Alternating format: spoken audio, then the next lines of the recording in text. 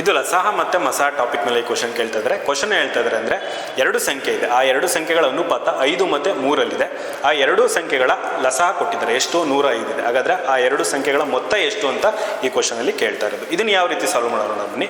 ಎರಡು ಸಂಖ್ಯೆ ಇದೆ, ಯಾವ ಅನುಪಾತದಲ್ಲಿದೆ? 5:3 ಇದೆ. ಓಕೆನಾ?